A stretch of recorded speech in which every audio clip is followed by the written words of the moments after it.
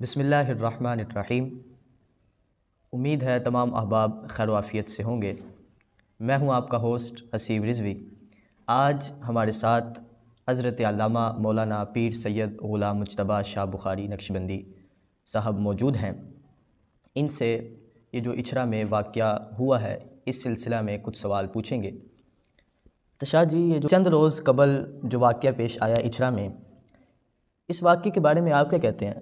بعض لوگوں نے تو جو ہے وہ سازش سمجھا اسے اور علماء پر تان بازی بھی کی، تو اس سلسلہ میں آپ کیا کہتے ہیں؟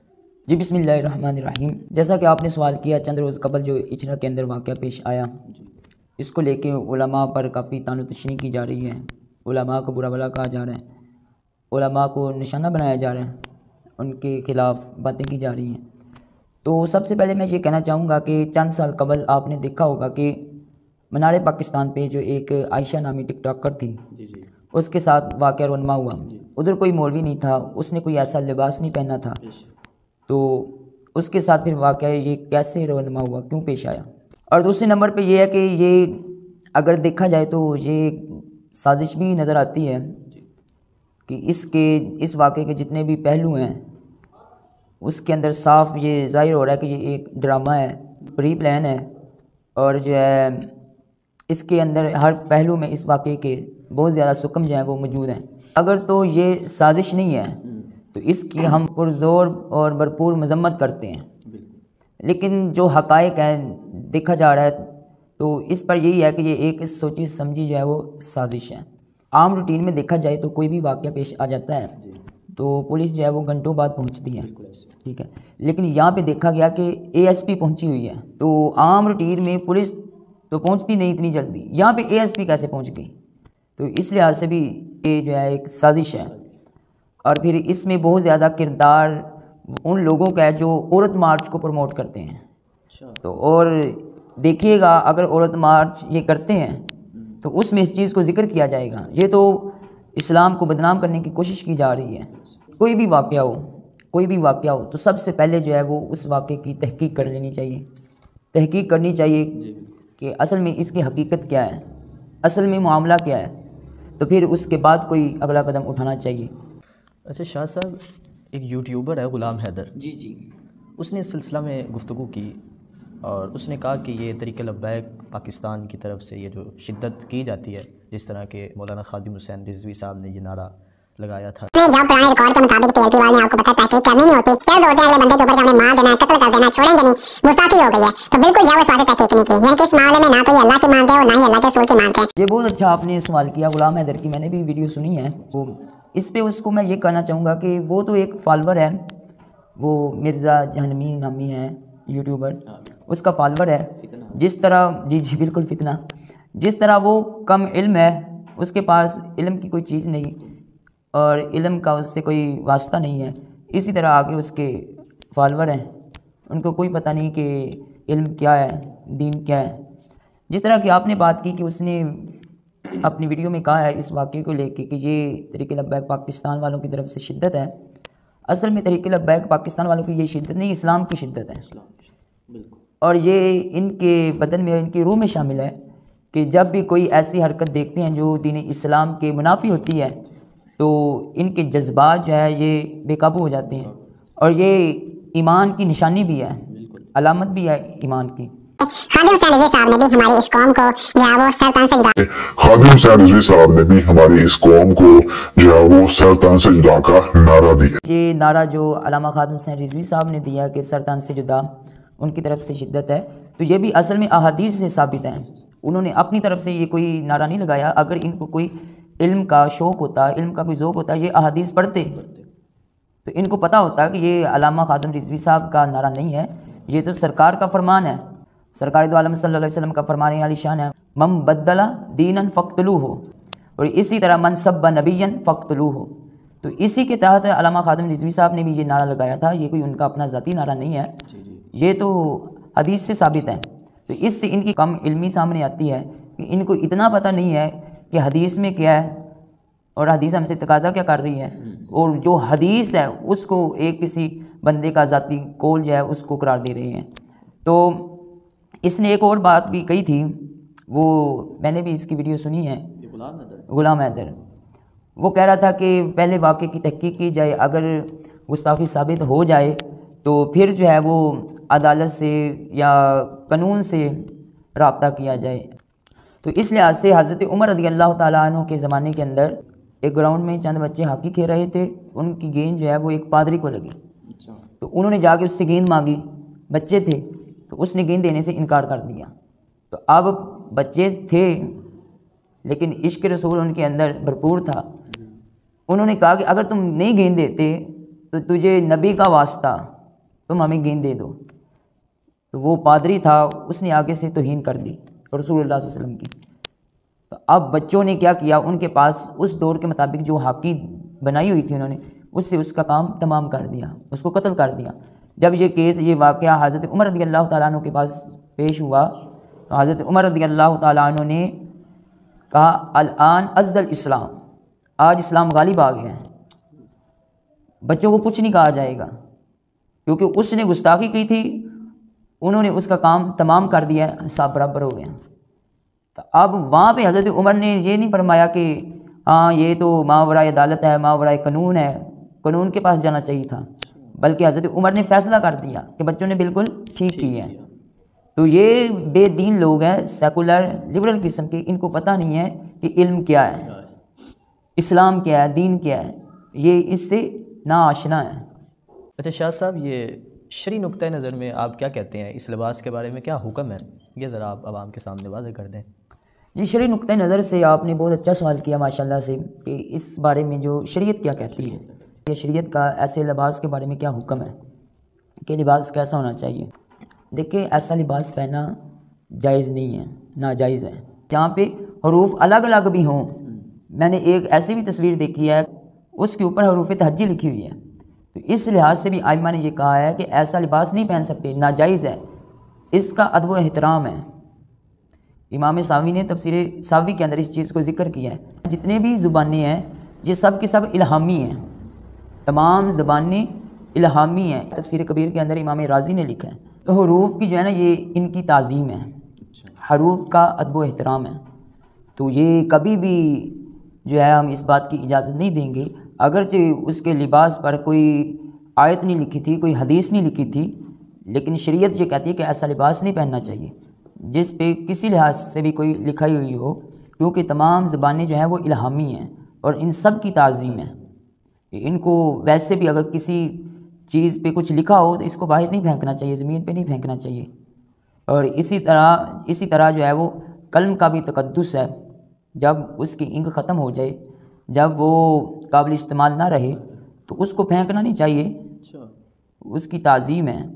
اور اس لحاظ سے میں یہ بھی کہنا چاہوں گا کہ ہم الحمدللہ نقشبندی ہیں، تو اس لحاظ سے ہم پھر اپنے امام صاحب کا بھی جو ہے وہ ایک عمل آپ کے سامنے پیش کریں گے کہ امام مجدد الفسانی رحمۃ اللہ علیہ، آپ واش روم میں جانے لگے تھے بیت الخلاء میں حاجت کے لیے، قضائے حاجت کے لیے، تو آپ نے دیکھا کہ ان کے ہاتھ پہ انک کا ایک نقطہ لگا ہوا ہے، انک کا ایک نقطہ لگا ہوا ہے۔ تو آپ باہر آئے، آپ نے اس کو دھویا، پھر قضائے حاجت کے لیے بیت الخلاء میں گئے، واش روم میں گئے۔ تو جب آپ فارغ ہو کے باہر آئے تو مریدین نے پوچھا، تو پھر آپ کہ یہ کیا ماجرا کیا، انہوں نے پوچھنا چاہا کہ یہ کیا مسئلہ کیا تھا۔ تو امام صاحب نے بڑی پیاری بات کہی کہ امام صاحب نے فرمایا کہ پین چیک کرنے کے لیے نا، آج بھی پین چیک کرنا ہو تو پہلے رف چیز پہ چیک کیا جاتا ہے، ٹھیک ہے۔ تو ایسے ہی امام صاحب کہتے ہیں کہ چیک کرنے کے لیے قلم چلتا ہے یا نہیں چلتا، تو میں نے چیک کیا تھا تو وہ نقطہ جو ہے وہ ہاتھ پہ لگا رہ گیا تھا۔ تو اس کا بھی ادب ہے، اس نقطے کی بھی تعظیم ہے، اس لیے انہوں نے پہلے آ کے ہاتھ دھوئے، پھر جا کے وہ بیت الخلاء میں گئے۔ انہوں نے اس تکلیف کو برداشت کیا جو قضائے حاجت کی وجہ سے تھی، جلدی میں تھے لیکن انہوں نے اس کو برداشت کیا، اس کی بے ادبی نہیں ہونی تھی۔ تو اس لحاظ سے ہمیں اس چیز کا بھی پتہ چلتا ہے کہ ہاتھ پہ لکھائی وغیرہ نہیں کرنی چاہیے۔ اب یہ بھی ایک خدشہ ہے، ہمارا معاشرے کچھ ایسا ہے، تو اب لوگوں کو اس سے دلیل مل جائے گی کہ یہ تو جائز ہے۔ اب یہ لباس جو ہے اسکول میں نظر آنا شروع ہو جائے گا، کالج میں نظر آنا شروع ہو جائے گا، یونیورسٹیز کے اندر نظر آنا شروع ہو جائے گا، تو اس کو رائج کر دیا جائے گا۔ حالانکہ آپ اس چیز کا اندازہ لگائیں کہ 100 سال، 1 صدی پوری لگ گئی اس کمپنی کو عرب ممالک کے اندر اس کو اپروول کے لیے. اس کی اجازت ملتے ملتے پوری 1 صدی لگی ہے ان کو، پھر جا کے اس کی اجازت ملی ہے ان کو. تو اب ادھر کیا ہوا، چند منٹ کے اندر اس کی کتنی تشہیر ہو گئی. تو یہ بھی ایک سازش کے تحت ہے کہ عام کرنے کے لیے انہوں نے کیا ہتھ کنڈا جو ہے وہ استعمال کیا. اور پھر آ کے مولانا پہ برسنا وہ شروع ہو گئے کہ مولانا نے ایسے کر دیا. مولانا سب سے پہلے کہ آپ مولوی تینوں گالی دیں. اسی چیز کو سوچا کہ علماء پہ تان بازی کیوں ہو رہی ہے. ہاں تو بس یہ ایک سازش تھی، پراپوگنڈا تھا جو اسلام کے خلاف آئے روز جو ہے وہ لوگ کرتے رہتے ہیں، باطل قوتیں. اسلام ان کو ہضم نہیں ہو رہا نا، اس لیے. اب دیکھا جائے کہ وہ جو مشتعل افراد تھے جنہوں نے کہا کہ گستاخی ہے، قرآن کی آیت لکھی ہے، حدیث لکھی ہے، تو اب پولیس کے آنے سے پہلے جتنا بھی ٹائم تھا ایک زخم بھی اس عورت کو نہیں آیا. اچھا، یہ بھی ایک سوچنے کی بات ہے کہ ایک زخم بھی نہیں اس کو آیا، ایک خروج تک نہیں آئی اس کو. تو یہ بھی ایک سازش ہے کہ کوئی سمجھے کہ گستاخی ہے تو وہ پھر اس کو چھوڑ دے، ایسا تو نہیں ہو سکتا. اور ویسے بھی جو ہے وہ ایسی چیزوں سے بچنا چاہیے، ایسی چیزوں سے پرہیز کرنا چاہیے جس سے انتشار پیدا ہو. جن چیزوں سے انتشار پیدا ہوتا ہے ان چیزوں سے پرہیز کرنا، ان سے بچنا جو ہے وہ اس زمانے کے اندر از حد ضروری ہے. اچھا شاہ صاحب، یہ فیشن انڈسٹری میں اتنے زیادہ جو ہے وہ ڈیزائنز موجود ہیں، آخر اسی کا انتخاب کیوں کیا گیا؟ جی آپ نے بہت پیارا سوال کیا کہ فیشن انڈسٹری میں لاکھوں ڈیزائن ہیں، ٹھیک، تو اس کا انتخاب کیوں کیا گیا؟ اب اس سے آپ خود اندازہ لگائیں کہ آپ نے جیسے سوال کیا کہ یہ ایک سازش کے تحت ہے کہ اس کو کیوں رائج کیا گیا. اب جب یہ واقعہ پیش آیا تو اب اگر کسی لباس پر آیت لکھی بھی جاتی ہے معاذ اللہ، یہ ایک دروازہ کھل گیا نا، اور ان لوگوں کو موقع مل گیا. اگر وہ دوبارہ لکھتے ہیں تو کوئی بولے گا نہیں، کوئی بولے گا نہیں. اگر کوئی بولے گا تو اس کو ایسے فضول سمجھ کے اگنور کر دیا جائے گا. تو یہ ایک بہت بڑی سازش کی گئی ہے اس واقعے کے تحت، یہ جو کچھ بھی ہوا ہے. تو یہ شاہ صاحب ایک اہم سوال آپ کے سامنے رکھنے والا ہوں. یہ حنیف قریشی انہوں نے سنی کانفرنس کے لحاظ سے بھی قبلہ ڈاکٹر اشرف آصف جلالی صاحب ان کے خلاف کافی اس نے زبان درازی کی، اور سواگ شریف کے پیر سید افتخار الحسن صاحب دامت برکاتہم قدسیہ ان کے بھی خلاف اس نے وہ زبان درازی کی ہے. تو یہ کیا چاہتا ہے، آپ ذرا اس کی وضاحت کر دیں، کیونکہ ڈاکٹر صاحب نے تو مسئلہ بہت سمجھایا ہے لوگوں کو اجتہادی خطا کے لحاظ سے، تو یہ کیوں اس طرح کی حرکات کر رہے ہیں، اس کی ذرا عوام کو وضاحت کر دیں. یہ ایک بدتمیز قسم کا انسان ہے. حنیف قریشی بدنام زمانہ اور گستاخی صحابہ ہے، ٹھیک ہے. تو جس طرح اس نے سنی کانفرنس کے لحاظ سے کہا کہ اس میں عوام نہیں تھی، لوگ نہیں تھے، کراؤڈ نہیں تھا، تو آپ دیکھ لیں سوشل میڈیا کے اوپر دیکھ لیں، یوٹیوب پہ دیکھیں، ڈاکٹر صاحب قبلہ ڈاکٹر صاحب کے چینل پہ دیکھیں آپ کتنی عوام ہے. کافی عوام تھی. اب یہ جاتا تھا اس کو پتہ چلتا، اور اس کو دن میں تارے نظر آتے. اسے جھوٹ بول رہا ہے، کذب بیانی کر رہا ہے نا. کذب بیانی میں تو یہ ماہر ہے، کذاب ہے. بالکل ایسے ہی. جو صحابہ کو نہیں جس نے چھوڑا وہ قبلہ امام جلالی کو کیا چھوڑے گا. اور یہ پڑھ گیا پیر صاحب کو، پیر سید افتخار الحسن شاہ صاحب سواگ شریف والے. اب اس میں اتنی رتی والی غیرت نہیں ہے اور اس میں اتنی جرت نہیں ہے. کہتے کہ میں امام جلالی سے مناظرہ کروں گا، تو پہلے ان کے شاگردوں سے تو مناظرہ کر لے. قبلہ استاذی استاذ العلماء قبلہ ظاہر نعمانی صاحب سے تو پہلے مناظرہ کرے. ان سے یہ مناظرہ کرتا نہیں، ان کے آگے سے بھاگ گیا ہے اور بات کرتا ہے کہ میں قبلہ جلالی صاحب کے سامنے بیٹھوں گا. اور میں آپ کے اس پروگرام میں آن ایئر کہتا ہوں، اور میں حنیف قریشی کو یہ دعوت دیتا ہوں، ٹھیک ہے، آپ بھی اس سے مطالبہ کریں کہ قبلہ امام جلالی صاحب اس سے مناظرہ کریں گے. ایسی کوئی بات نہیں ہے کہ وہ مناظرہ اس سے کر نہیں سکتے، لیکن یہ اپنا سٹیٹس دیکھے، اپنی حیثیت دیکھے. وہ پنجابی میں کہتے ہیں نا کہ ذاتی کوڑ کے لیے تے چتیرا نو جفے، تو اس کا معاملہ یہ ہے، ٹھیک ہے. اب میں یہ کہتا ہوں، میرا یہ چیلنج ہے، میں یہ کہتا ہوں یہ گستاخ صحابہ ہے. حنیف قریشی گستاخ صحابہ ہے اور گستاخ اہل بیت بھی ہے. میرا یہ چیلنج ہے، آئے مجھ سے مناظرہ کریں، دیکھتا ہوں مجھ سے مناظرہ کرتا ہے یا نہیں کرتا. اب کسی کو کہہ دینا کہ فلاں تو آپ میرے ساتھ مناظرہ کر، تو مناظرے کے کوئی اصول ہوتے ہیں، کوئی مناظرے کے ضوابط ہوتے ہیں، تو ان کے تحت بھی مناظرہ ہوتا ہے. تو قبلہ امام جلالی صاحب اس سے مناظرہ کرنے کے لیے تیار ہیں، لیکن یہ ہے کہ یہ عرفان شاہ سے لکھوا کے لائے کہ اس کی جیت میری جیت، اس کی ہار میری ہار. جس طرح قبلہ امام جلالی صاحب نے قبلہ ظاہر صاحب کو لکھ کے دیا ہے، یا یہ لکھوا کے نہیں لا سکتا، عرفان شاہ ایک کلپ دے دے ایک کلپ میں یہ کہہ دے کہ حنیف قریشی سے مناظرہ کرو، اس کی جیت میری جیت، اس کی ہار میری ہار، بات ختم ہو جائے گی. لیکن اس کے اندر وہ پیتا ہی نہیں ہے، وہ پانی نہیں ہے، تو یہ کیسے مناظرہ کرے؟ بس یہ جو اس کا کہنا ہے نا کہ میں مناظرہ امام جلالی سے کروں گا، یہی اس کا بھاگنا ہے مناظرے سے، اور اس کے جھوٹے ہونے کی یہ دلیل ہے. اچھا جی ناظرین، یہ تھے پیر سید غلام مجتبیٰ شاہ بخاری نقشبندی صاحب.